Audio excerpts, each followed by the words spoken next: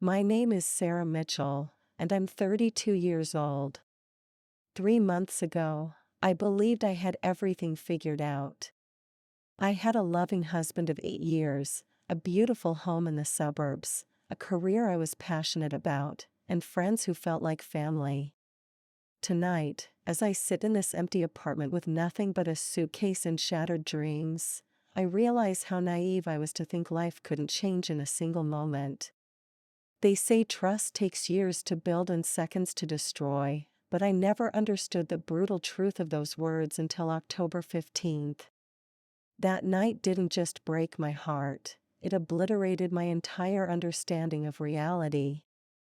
I keep replaying every detail, searching for signs I missed, clues that might have prepared me for the devastating truth. The sound of rain against my window now feels like a funeral march for the life I once knew. I trusted completely, loved unconditionally, and believed wholeheartedly in the people closest to me. That trust became my greatest weakness, and their betrayal became my deepest wound. Some nights destroy everything, and mine destroyed the very foundation of who I thought I was. The evening started like any other Friday. David, my husband, kissed me goodbye before heading to his monthly poker game with college friends. These gatherings were sacred to him, a tradition spanning 15 years that I never questioned.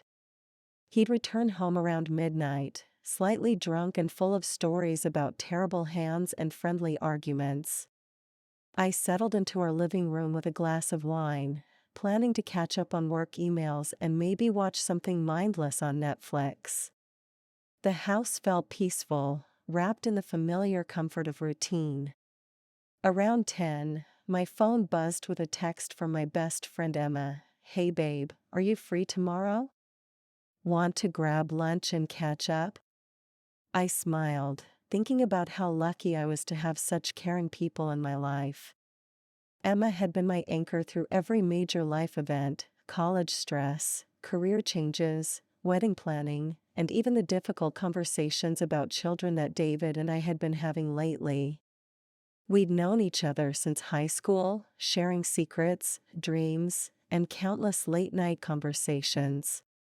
She was the sister I never had, the person who knew me better than anyone, sometimes even better than David. Trust flowed between us like water, natural and essential. Around 11:30, I decided to surprise David by picking him up from Jake's house, where the poker games usually took place. I'd done this before when I felt restless or simply missed him. The drive through our familiar neighborhood felt soothing, streetlights creating a warm glow through the autumn mist. When I arrived at Jake's Street, I immediately noticed something odd. His house was completely dark, no cars in the driveway. Confusion crept into my chest as I sat in my car, trying to make sense of what I was seeing. Maybe they'd moved the game to another location? I called David's phone, but it went straight to voicemail.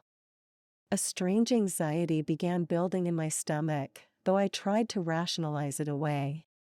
Perhaps they decided to hit a bar instead, or maybe Jake's wife had come home early and they'd relocated. I drove slowly through the neighborhood, checking other potential locations where the group might have gathered.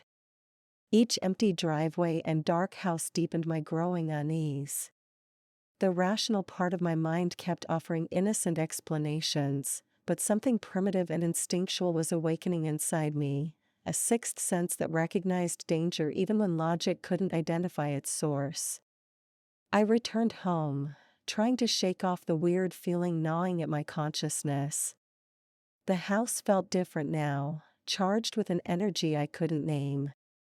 I poured another glass of wine and tried to focus on anything other than the questions multiplying in my mind.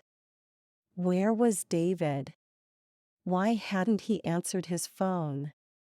The clock seemed to move in slow motion as midnight came and went. By 12:30, genuine worry had replaced mere curiosity. David was never late without calling, never unreachable for this long. I tried calling Jake directly, but his phone also went to voicemail. The silence felt oppressive, heavy with implications I wasn't ready to consider. I found myself pacing through our home, looking at family photos and wedding pictures, searching their frozen smiles for answers they couldn't provide. The David in these images looked back at me with familiar warmth, the same warmth that had made me fall in love with him during our senior year of college. His eyes held no secrets in these photographs, no hidden depths that might explain tonight's mystery. Everything looked exactly as it should, which somehow made everything feel completely wrong. Unable to bear the uncertainty any longer, I grabbed my keys and drove toward downtown, thinking David might have ended up at one of the bars he and his friends occasionally visited. The city streets felt alien in the late hour, neon signs reflecting off wet pavement like broken promises. I checked 3 different establishments, asking bartenders if they'd seen a group of men matching my description. Each negative response felt like a small defeat, evidence accumulating toward a conclusion I refused to acknowledge. As I walked back to my car after the 3rd fruitless stop, my phone finally rang. Relief flooded through me until I saw Emma's name on the screen instead of David's. Her voice sounded strange, artificially casual in a way that immediately set me on edge. She asked if I was still awake, claimed she couldn't sleep and wondered if I wanted company. Something in her tone felt rehearsed, as if she were reading from a script. The timing felt too coincidental, too convenient. Why was she calling so late? Why did she sound nervous? These questions should have remained background noise, but instead they pushed themselves to the forefront of my consciousness, demanding attention I wasn't ready to give them. Against my better judgment, I agreed to meet Emma at our usual coffee shop, a 24-hour diner that had witnessed countless late-night conversations over the years. She was already there when I arrived, sitting in our regular booth, but something fundamental had shifted in her appearance. Her usual confident demeanor seemed cracked, replaced by fidgeting hands and averted eyes. We'd sat in this exact spot dozens of times, sharing everything from career anxieties to relationship problems, but tonight felt different. The air between us crackled with unspoken tension. She ordered coffee she didn't drink, made small talk that felt forced, and kept glancing at her phone as if expecting important news. I found myself studying her face, searching for clues about what had changed. Emma had always been transparent with me, an open book written in a language I understood perfectly. Now she felt like a stranger wearing my best friend's face, speaking words that didn't quite fit the situation. When I mentioned David's unexplained absence, her reaction was subtle but unmistakable, a slight stiffening, a pause too long before responding, eyes that couldn't quite meet mine. The foundation of our friendship, built on complete honesty, suddenly felt unstable beneath my feet. The conversation limped along for another hour, filled with half-hearted attempts at normalcy that fooled neither of us. Emma seemed desperate to keep me there, checking her phone repeatedly and steering the conversation away whenever I mentioned going home. Her behavior grew more erratic as time passed, laughs coming too quickly, responses slightly offbeat, as if she were performing a role she hadn't quite memorized. Around 2:30 in the morning, her phone buzzed with a text that made her entire body go rigid. She read it quickly, and for just a moment, her mask slipped completely. I saw something in her expression that I'd never seen before, guilt so profound it seemed to physically pain her. She made an excuse about being tired and needing to get home, but the excuse felt hollow, desperate. As we parted ways in the parking lot, she hugged me longer than usual, holding on as if she were saying goodbye to something precious that could never be recovered. That hug felt like an apology she couldn't voice, a confession she couldn't make. I drove home through empty streets, my mind racing with connections I didn't want to make, patterns I didn't want to recognize, possibilities that threatened to destroy everything I believed about the people I loved most. I arrived home to find David's car in the driveway, relief and anger warring in my chest. He was already in bed, apparently asleep, but something about his stillness felt artificial. The clothes he'd been wearing were neatly folded on the chair, unusual for someone who typically left them scattered on the floor after a night out. I stood in our bedroom doorway, watching him pretend to sleep, and felt the first crack appear in the foundation of our marriage. When I whispered his name, he stirred with theatrical grogginess, as if he'd been awakened from deep sleep rather than lying there fully conscious. His explanation came too quickly, too polished. The poker game had moved to Marcus's house at the last minute, his phone had died, he'd tried to call from Marcus's landline but I hadn't answered. Each detail felt carefully constructed, designed to address potential questions before I could ask them. The David I knew was a terrible liar, someone whose emotions played across his face like an open book. This person beside me possessed a composure I'd never seen before, a control that felt foreign and frightening. As he spoke, I found myself memorizing his words, storing them for later analysis, already understanding on some unconscious level that nothing would ever be the same again. Sleep became impossible as my mind replayed every detail from the evening, searching for patterns and connections I desperately hoped I wouldn't find. David's breathing beside me felt like a stranger's, his familiar presence somehow alien in the darkness. I analyzed every word Emma had spoken, every gesture and expression, looking for the truth hidden beneath her performance. The coffee shop conversation took on new meaning when viewed through the lens of suspicion, her nervous energy, the constant phone checking, the way she'd tried to keep me occupied while David was presumably somewhere else. 3:30 became 4 o'clock, then 5, as I lay motionless beside my husband, feeling like an intruder in my own life. The room we'd shared for 8 years felt different now, charged with secrets and lies that changed the very air I breathed. Every shared memory seemed suspect, every moment of happiness potentially built on deception. When dawn finally broke through our bedroom curtains, I felt as if I'd aged years in a single night, innocent trust replaced by a cynicism that tasted like ash in my mouth. The woman who had gone to bed the night before no longer existed, replaced by someone harder, warier, and infinitely more alone. Saturday morning brought a performance of normalcy that felt like torture. David made coffee and toast, chatting about weekend plans as if the previous night had been perfectly ordinary. His casualness felt practiced, too perfect, like an actor who'd rehearsed his lines extensively. I found myself studying his every movement, looking for tells and inconsistencies, turning our breakfast into an interrogation he didn't know he was undergoing.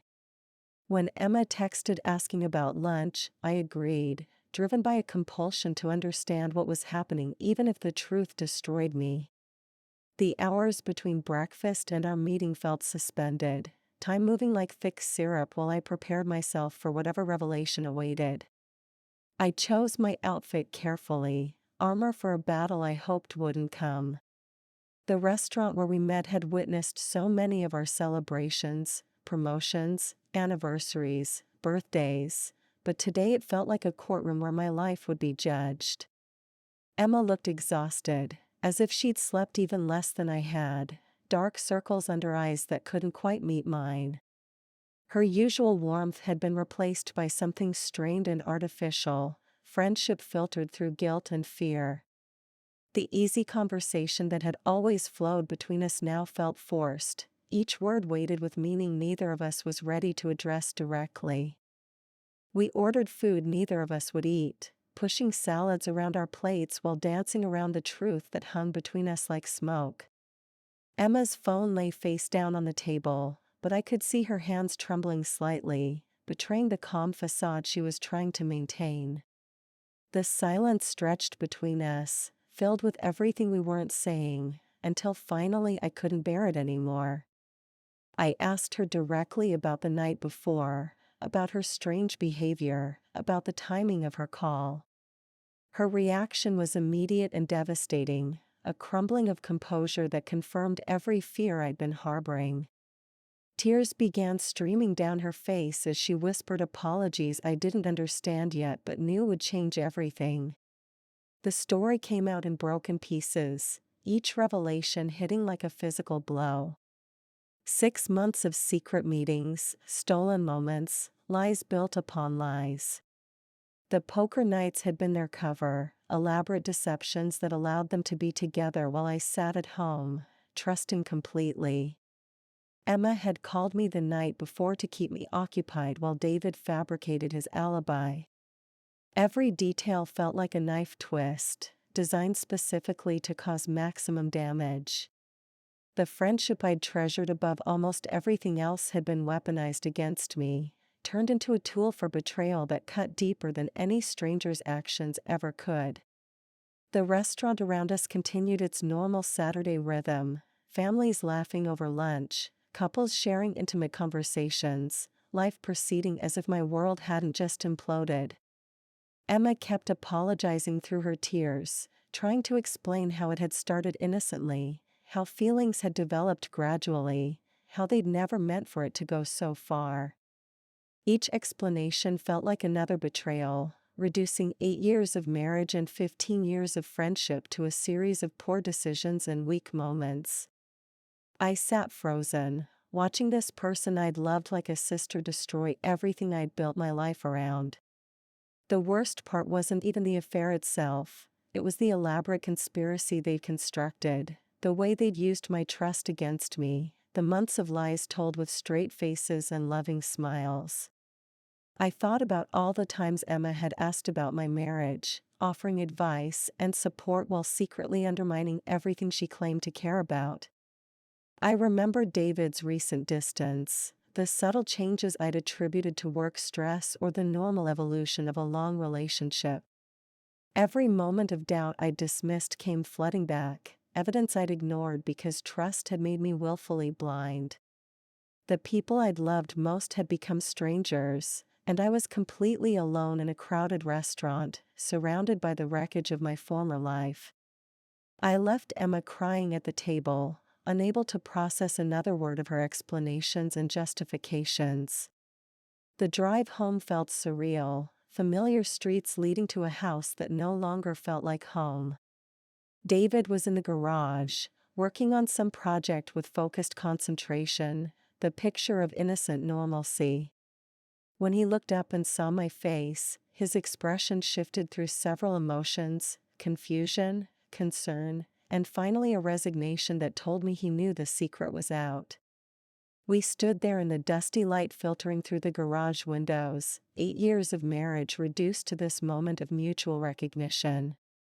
I didn't scream or throw things or demand explanations. Instead, I felt a strange calm settle over me, the peace that comes with finally understanding the truth, no matter how painful it might be. David started to speak, began the same kind of apology Emma had offered, but I held up my hand to stop him. I didn't want to hear about how it had happened or why, didn't need to understand the psychology behind their betrayal. The facts were simple and devastating enough without additional commentary.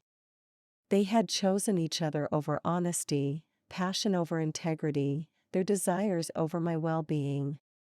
Everything else was just noise, attempts to soften the impact of choices that couldn't be undone or explained away. The next few hours passed in a haze of practical decisions that felt surreal in their ordinariness. I packed a suitcase while David sat on our bed, trying to convince me that we could work through this, that their affair was ending, that he loved me and wanted to fight for our marriage. His words felt hollow, promises made too late by someone who'd already shown me exactly how much his vows meant to him. The clothes I folded into the suitcase represented more than just garments, they were pieces of a life I was leaving behind, artifacts from a version of myself that no longer existed. I moved through our home like a ghost, seeing everything differently now. The photos on the mantel showed a naive woman who'd believed in happily ever after. The furniture we'd chosen together represented shared dreams that had been built on sand. Even the books on our shelves felt foreign, as if they belonged to someone else entirely.